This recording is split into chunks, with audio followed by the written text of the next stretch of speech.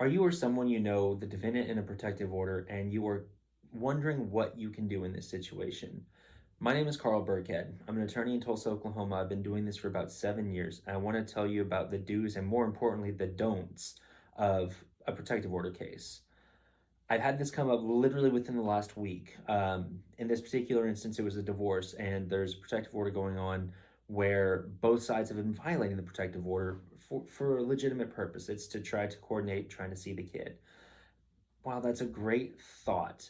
My biggest advice I can give anybody who is the subject of a protective order, if whether you're on the plaintiff side or, more important, if you're the defendant in a protective order, you cannot violate that protective order. I know that sounds like common sense, but it's a little bit more tricky than it seems. Let's say you're the defendant and the person seeking the protective order reaches out to you. You think, okay, it's okay. I didn't initiate the contact. They reached out to me.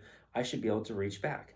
No, you can't. That's a violation and it could subject you to criminal liability.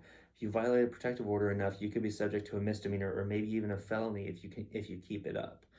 Now, this is dangerous in a lot of situations because these types of cases, these protective orders, can get weaponized.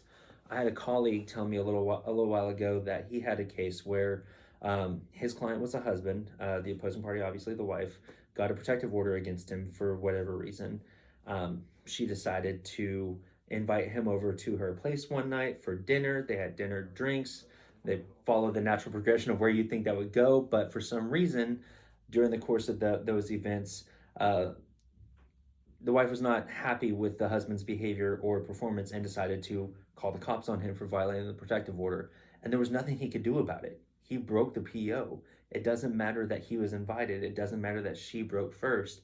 The order was restraining him from going over there. It doesn't go both ways. Uh, always make sure you're protecting yourself. Make sure that you're covering your bases. If you are in this type of situation and you're not sure what you should do, you're not sure what it is or is not appropriate, the best advice I can give you: call your lawyer. This is what we're here for.